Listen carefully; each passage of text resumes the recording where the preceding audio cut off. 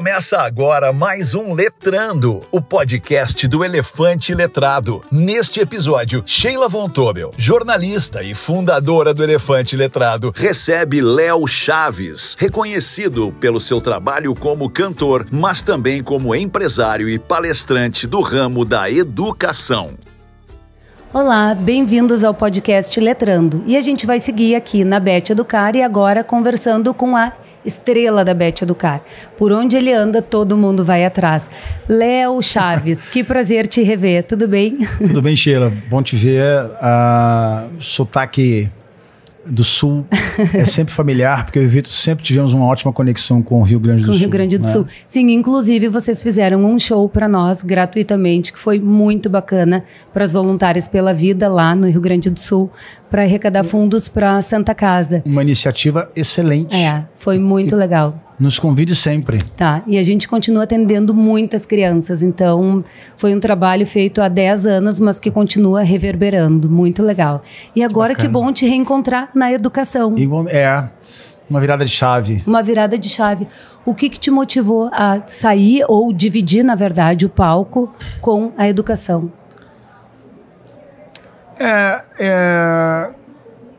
Eu acho que é comum no ser humano ele promover mudanças mais fortes, mais significantes, através de crises, né? Problemas mais sérios, né? Então eu tive uma experiência com o meu filho, da família, com meus filhos, na verdade, de desconexão, muito relacionado com fama, né? Com sucesso, com celebridade, né? Hoje parece que celebridade virou profissão e as pessoas querem ser célebres. As pessoas querem cada vez mais likes, cada vez mais seguidores e reconhecidas, né? O reconhecimento, a aprovação e a validação parece que, enfim, virou uma necessidade humana. Mas a fama, ela propõe tudo isso. E mais do que isso, você convivendo com palcos onde 15, 20 mil pessoas estão na frente gritando eufóricas e querendo arrancar um pedaço de você, mexe um pouco com a cabeça. Sim. Né? Se você não tem ainda maturidade e preparo para lidar com isso, aí você acaba ficando refém disso. Isso é comum. Tiveram muitos artistas que ao longo da vida acabaram, né, se destruindo, né? Com drogas, até mesmo tirando a vida, ou com depressão, outras questões emocionais e tal. E houve um momento em que eu não cheguei a esse ponto, mas eu fiquei um pouco perdido com relação a mim, a minha conexão, né, a minha relação intrapessoal e também com relação aos meus filhos, né? Não tinha 3 consciência. filhos, né? Hoje eu tenho 4, né? 4. Tô indo pro 5º, inclusive. Ah, é? Que legal. Parabéns. Obrigado, Sheila. Então, assim, o que houve foi uma tomada de consciência devido a uma crise, né? Onde a agenda era muito tumultuada e a falta de consciência de prioridades, talvez, me deixou um pouco refém dessa coisa do sistema, de ter que fazer e ter que cumprir com a agenda. E aí as outras prioridades, eu vou contrariar um pouco o meu amigo Cortella, que ele diz que só existe prioridade. Sim. Mas no meu caso, me permite, eu tenho algumas outras prioridades. Então, até muito compreendo a forma dele pensar. Sim. Mas prioridade é prioridade, mas a gente tem algumas prioridades. Claro, então eu deixei as outras prioridades de lado, entende? E aí, isso me trouxe alguns problemas, assim. Mas eu decidi me enfrentar naquele momento. Meus filhos se reportaram, tal, e choraram muito. Aquela coisa... Pô, eu de repente vi que eu não conhecia o professor do meu filho. Não sabia o nome do professor. Sim, sempre viajando, isso. Sempre nos palcos, envolvido em outro cenário. Então, respondendo a sua pergunta, uma crise, né, um problema que eu tive que enfrentar de desconexão comigo e com algumas pessoas, me trouxe para a educação. Porque aí eu fiz um curso de educação socioemocional. Porque poderia ter ido para qualquer outra área, mas por que educação? Então, exato. O que me trouxe de volta foi a educação. O socioemocional. O socioemocional. Que contém habilidades, né, que te promovem uma autoconexão. Né, o autoconhecimento. É uma das ferramentas, uma das competências, né, da educação socioemocional. É o autoconhecimento. Então ali eu decidi me enfrentar e aí eu passei a ter uma leitura da minha vida geral e falei, cara, eu conquistei muita coisa, mas parece que não tenho nada. né? É uma conquista vazia. Né? E aí, cara, não sei, eu me apaixonei por isso. A educação socioemocional, ela me trouxe uma nova realidade, novos fluidos de vida, um novo magnetismo. E foi aí que tu decidiu fundar, tu é fundador com mais alguém, se tu puder nos contar, até para quem não conhece. Tá nessa, tem a EAI, Educa e tem a Hortense. Isso. É o método. O Instituto Hortense. Para quem não conhece, explica o que é um e o que é o outro e como eles se conectam. Quando eu percebi o impacto que teve na minha vida a educação socioemocional, eu quis compartilhar com algumas pessoas. Porque talvez ali eu já tivesse um pouco sem sentido. Tá? Minha vida estava um pouco sem sentido, eu estava no automático, já na inércia, achando que era só curtida ali para frente e tal. Hein? Sim. E aí, de repente, eu ganhei um novo sentido, que era fazer sentido para o outro, né? Para quem precisa. E aí eu fundei a ONG para ajudar crianças que não teriam acesso à educação socioemocional. Escolas de periferia, escolas rurais, outras ONGs de crianças em contraturno, tal, em situação de vulnerabilidade e tal. Então, eu comecei ali com a ONG, em homenagem a uma senhora que eu conheci também nos tempos de bares, a Hortense, que foi uma irmã. Ah, que bacana, por isso o nome. Isso, com a qual eu tive uma ligação, assim, de vital mesmo, assim, sabe?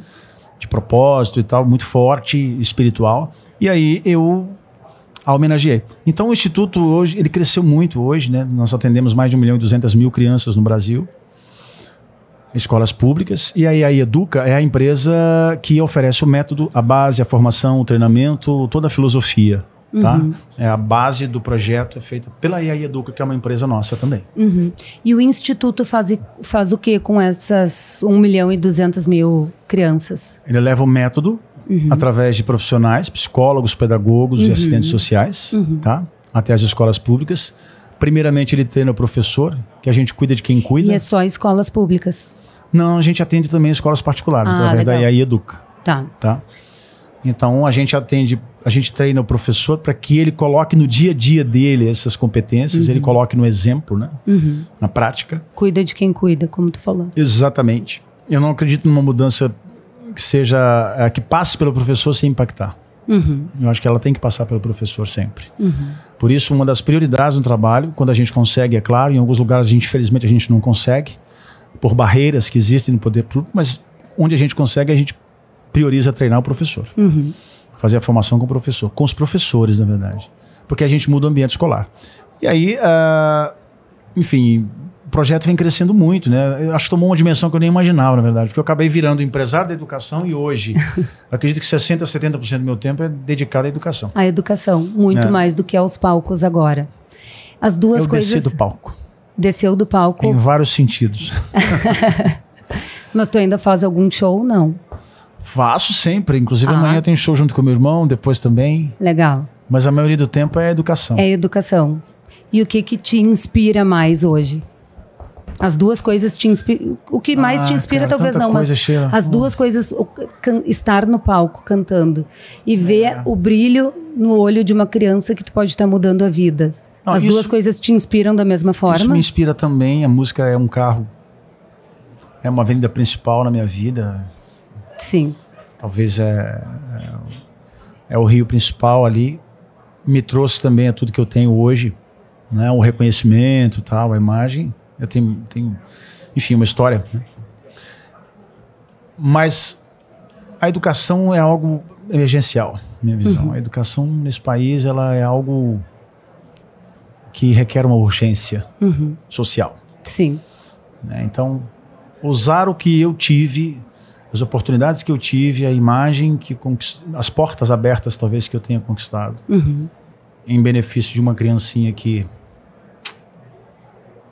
não vai ter oportunidade. Aquela oportunidade talvez tenha sido a única. Eu acho que essa é a minha célula principal. A célula que me move hoje é conseguir chegar até um menino que não teria a oportunidade de ter esses conceitos e se transformar, entendeu? Então, e vocês usam algum tipo de tecnologia na implantação nas escolas do método que vocês levam? Várias. A gente tem jogos. Acho que o modo lúdico de você conectar uma criança, ele é bem eficiente. Né? Então a gente usa o lúdico, a gente usa sócio interativo, né? Então são dinâmicas e exercícios, a participação efetiva dos alunos durante as aulas, roda de conversa, palestras, a comunicação, a roda de criatividade, tem muitos exercícios. Tudo, obviamente, conectando o professor também. Sim. Mas a gente acredita, nós somos um método sócio-interacionista, né? Então, tem a plataforma também, né? Eu acho que, especificamente no poder público, ainda não é um caminho muito eficiente, né? Um método digital, o EAD, né? A plataforma, mas a gente tem estratégias que estão dando resultado, né? Tem jogos, isso e aquilo, tem músicas, nós temos música também que falam do método, que falam de conceitos. Bom, tem que ter, né? Tem um cantor que faz parte. O teu DNA tem que estar lá. É muito legal. Inclusive a gente pensa em fazer um musical para rodar depois aí e tal, com todos os personagens. Nós temos os personagens, a turma do Leozinho também. Ah, que legal. Que é incrível, sensacional. A turma do Leozinho. É muito legal. Então assim, as crianças se conectam com isso, tem os bonecos e tal. Como é que vocês trabalham com leitura? E também aproveito para te perguntar, tem algum livro que tenha marcado a tua vida? Cara, tem muitos livros. Sim, buscar na memória agora. Os 7 Hábitos das Pessoas Altamente Eficazes, do Stephen Covey, A Mente Organizada, Daniel Levitin.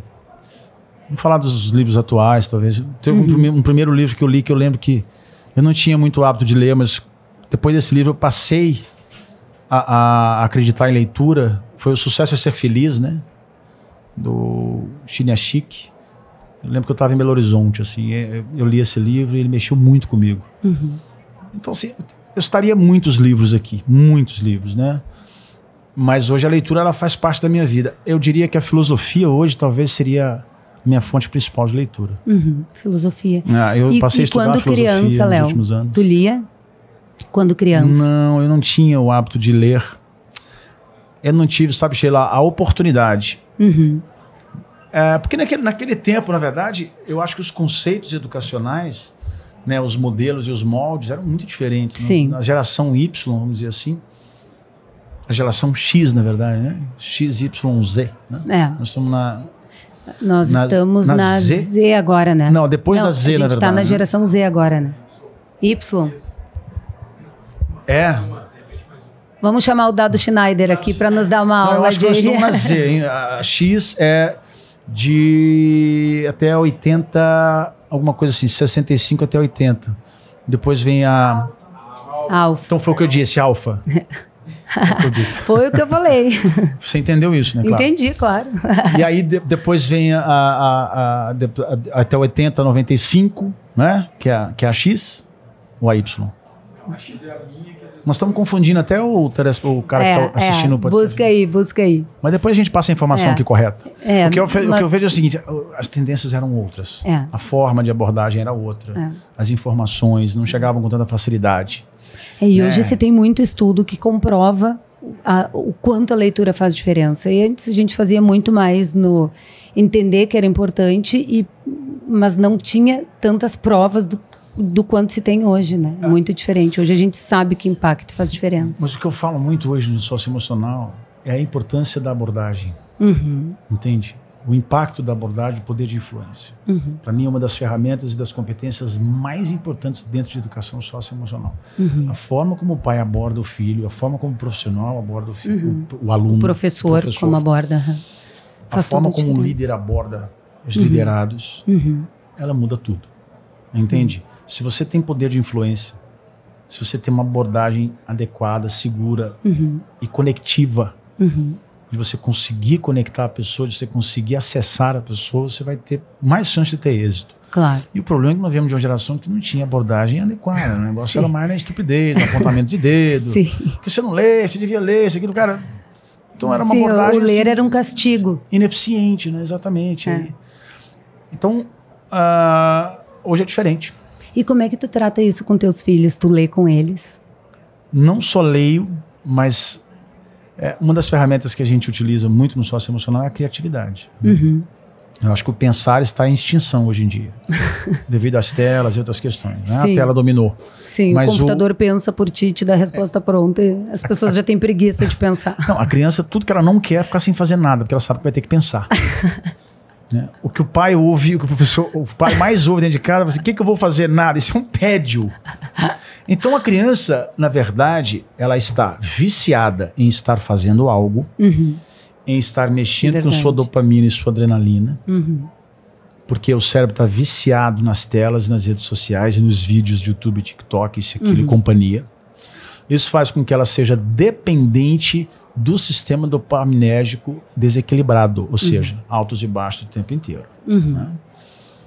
Esse livro, A Mente Organizada, ele explica muito bem isso, e a nação dopamina também.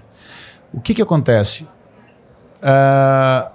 O tédio, a tristeza, a angústia, está no pacote da vida. Faz parte. E eles não querem sem fazer nada exatamente para não pensar na angústia, no tédio, na tristeza. Tem que estar na adrenalina o tempo inteiro. E aí, cara, eu tenho o hábito hoje de tirar momentos com os meus filhos, eu os incentivo a lidar com a angústia, aceitar a angústia. Tem dia que tá tudo bem no dia, cara, tá tudo certo, as contas estão pagas, você tá angustiado. E aceita isso, tudo bem, senta lá, cara. Cara, hoje eu tô meio angustiado. Tudo bem, cara, qual o problema? Não, mas a gente tem uma mania de querer solucionar tudo e controlar tudo, cara. Né? Tem que estar bem o tempo inteiro, tem que estar bem nada, cara. É impossível isso. É bom quebrar esse conceito. Mas a geração nova, ela passa por esse problema. Ela acha que tem que estar feliz o tempo inteiro no TikTok, ali no Instagram e tal. O mundo é um paraíso. E acha que tem que estar fazendo alguma coisa o tempo inteiro. E aí eu falo muito com os meus meninos, eu falo, cara, a leitura é uma forma de você estar solitário, sem fazer, né? Mas com uma companhia incrível desequilibre sua dopamina, que vai te prender o foco, vai treinar a sua criatividade, vai te dar habilidade focal. E outro exercício que eu faço, Sheila, comunicação. Eu treino meus filhos para fazerem palestras em casa comigo. Ah, é? Esse é um exercício que eu quero compartilhar com vocês. Inclusive, a Yahi, ela fala muito sobre isso, no Instituto Hortência. Os pais que... Você pode, por exemplo, mandar vídeo para os seus filhos. Tem filhos? Tem interesse. Manda vídeo para os filhos, né? E fala assim, ó, amanhã eu quero os 3 apresentando o vídeo para mim, tá bom? Vocês vão escrever, fazer o resumo, e eu quero que vocês apresentem. Só de escrever ou fazer resumo já é bom. Mas olha que baita ideia. Bem gaúcha, que baita ideia. Uma baita ideia. Uma baita ideia. Eu faço isso com eles. Vocês vão escrever o resumo, eu quero ver o resumo. Só que na hora de apresentar com a palestra, eu não quero o resumo. O resumo fica comigo, vocês vão falar. Então tem que treinar. E além disso, eu treino a comunicação deles. A expressão corporal, a tonalidade vocal, a concentração, o foco no assunto principal, a objetividade. Eu treino a dissociação emocional, que você falar desconsiderando as questões que te envolvem emocionais. Né? Isso é uma habilidade que todo comunicador tem que ter. Você pode estar passando qualquer tipo de problema na sua família, mas isso você não tem que trazer para cá no podcast. Claro, né? Lógico. Então, neutralizar isso. E também a expressão corporal. Falar sorrindo, isso aqui. Aí eu vou... Não, peraí, você tá mexendo no bolso, pode quê? Que você tá coçando o cabelo, filho? Você tá falando muito né, cara, por quê? Esses vícios ou tipo... fonéticos. Os adolescentes, tudo, a cada 2 palavras, tipo, pelo menos no Rio Grande do Sul é assim, né? Exato. Então, assim, a fala eficiente, ela conecta as pessoas. Né? Hoje eu trabalho com isso, tenho oportunidade de fazer palestras pelo Brasil inteiro, em vários temas, adoro isso. Virou uma atividade da minha vida, constante. Então eu tive que me enfrentar com comunicação, e aí eu repasso para eles. Né? Mas isso, a comunicação, na verdade, era muito similar à leitura. Ela é um passo além da leitura, porque você lê... Te dá repertório. Você lê e você vai falar o que você leu. Sim. Né? Você vai explicar o que você leu. E é fundamental, porque você guarda muito mais facilmente falando do que propriamente dito lendo. A gente sabe disso, né? Hoje eu acho que a falta de leitura deixa as pessoas também muito prolixas. As pessoas ficam se repetindo e não tem repertório para usar menos palavras para entregar a mensagem que quer entregar. A leitura faz diferença, ajuda muito. Eu acho que a leitura é o passo primordial. Ela é a base de tudo, a leitura, né? É exatamente a fonte de informação. Sim. Você só consegue ir depois para uma fala eficiente, para uma criatividade, para escrever algo depois da leitura. Sim. Né? Tudo que você faz veio de algum lugar. Sim. Então a leitura para mim é a base, é a fonte. E para onde vai o Instituto? O Instituto Hortência? Quais são os próximos passos? Onde tu quer chegar com ele? Quão longe tu quer chegar? Ixi, Qual é o nosso sonho? É chegar em todas as escolas, chegar em todas as escolas do Brasil, ajudar o máximo de crianças ou de professores? É um desafio muito grande, né? Tem muitas barreiras, muitos ofensivos, enfim. Mas, cara... Agora, o teu carisma é um grande quebrador de barreiras, né? Obrigado. Usar isso é super importante para levar uma mensagem mais importante ainda. A gente tem que usar o que a gente tem. Eu uso a música, eu uso, enfim, a comunicação, tudo isso, para agregar no trabalho. Mas, assim, a nossa missão é transformar o indivíduo. Essa é a missão principal. É impossível transformar macro. Eu falo muito para as pessoas. Algumas perguntas pintaram ali na palestra que a gente estava fazendo ali, aqui na BET.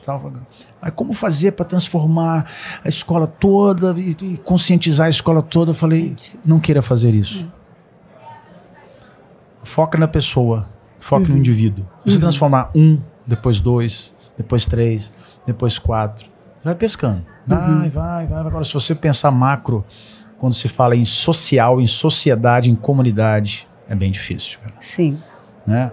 As pessoas que estão ali como líderes não conseguem. Você imagina a gente.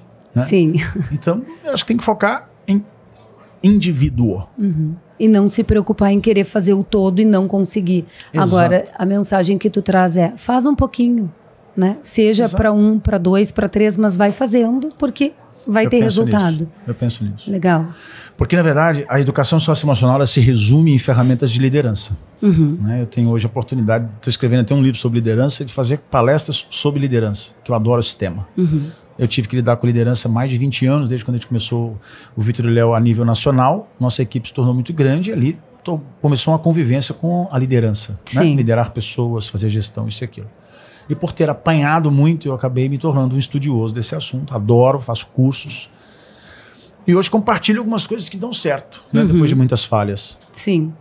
E muito estudo. Muito estudo, muito estudo. E eu vejo assim, a liderança está presente na educação. Porque ninguém consegue liderar uma outra pessoa sem ter autoliderança. A transformação começa por mim. Né? Então as ferramentas da educação socioemocional, elas reúnem ferramentas de liderança. A gente fala para o professor, transforme você primeiro. Né? Seja líder de você primeiro. O jovem é a mesma coisa do adolescente, seja líder de você, seja protagonista, né? Tome suas decisões, faça suas escolhas conscientes, treinar isso é autoliderança. Para que no futuro ele tenha a oportunidade de liderar pessoas. Sim. Mas sem a autoliderança, esquece. Ele simplesmente vai seguir a fila, né? Vai seguir a fila, a procissão, onde estão milhares e a maioria das pessoas hoje. Todo mundo foi para cá, então eu vou para cá. Todo mundo foi para ali, então eu vou para lá. Todo mundo falou isso, agora então eu vou falar isso. Todo mundo está fazendo isso, então vamos fazer isso? Sim. É impressionante, Então, cara. vocês incentivam, parte da metodologia que vocês usam é esse tipo de incentivo. Autoliderança, protagonismo. Seja líder da sua própria vida. Independência. Sem dúvida. Que legal. Bom, Léo, muito obrigada. Eu não sei quanto tempo a gente tem, eu tô com medo de usar o teu 20, 30. Tá. Muito obrigada pelo teu tempo. Tu tá aqui, é a estrela da feira. Veio um monte de gente. Várias pessoas passaram por aqui hoje perguntando que horas tu ia estar aqui, porque a gente comentou. Então, um super prazer te receber. Muito legal te ouvir, saber que tu tá levando arte também. Tem o livro daqui. Já está autografado. A gente lançou hoje, o Elefante existe há 13 anos e agora a gente fez um livro contando um pouco da história, Eu, Senhor Elefante. Nossa, que legal. Então, já vou aproveitar para te presentear com o livro. Eu, Senhor Elefante. Não é um vou ler livro... com os meus filhos, cara. Isso. Não é um livro que a gente vai vender, é um livro que a gente está fazendo para contar a nossa história e levar para algumas escolas. Mas vocês têm livros hoje de várias faixas etárias aí? Sim, a gente atende do Fundamental 1 ao ensino médio. Nossa, eu quero me tornar um cliente de vocês. Vamos lá, vamos conversar. E já fica aqui o meu compromisso de uma doação, já que tu nos doou também um show. Obrigado. Há algum tempo. Então eu fico aqui também já te doando um acesso ao Elefante. Pode escolher uma escola ou uma rede, o que tu quiser. Ótimo. Que a gente vai doar. Nossa, que legal. Mas eu queria também os livros para poder ler com os meus filhos. Né? Claro, lógico. Bacana a sua ideia de fazer essa doação. Vou considerar muito essa oportunidade. E vou te dar um acesso para usar com os teus filhos e te divertir um pouco com leitura. Tá vendo só? Olha só. Valeu muito a pena. Parabéns pelo trabalho que vocês fazem. Obrigada, Léo. Uma honra para mim estar junto com vocês. A honra é nossa. Me juntar a pessoas que têm essa missão, né? É legal, né? Quem está na educação é difícil. Às vezes eu vejo uma empresa começando e eu penso, se soubesse o quão difícil é entrar nesse meio. Só que, por outro lado, é o que faz toda a diferença, não adianta, né? Se a gente não colocar as cabeças boas, pensantes para isso, o que vai ser do nosso país, né? Qual vai ser o futuro? Então, a gente precisa investir em educação. Perfeito. Parabéns. Obrigada, Léo. Muito obrigada. Obrigada, Carla, também. Parabéns a vocês também. Marcado para nós. Sucesso cada vez mais. Deixar um beijo para todo mundo do Rio Grande do Sul, que é um estado que eu adoro, um povo que eu adoro. Obrigada, gente. A gente vai estar em breve aí com vocês. Combinado. E para você que nos assistiu, se puder curtir, comentar, compartilhar, a gente agradece. Até a próxima. Este foi mais um Letrando, o podcast do Elefante Letrado, com a apresentação de Sheila Von Tobel.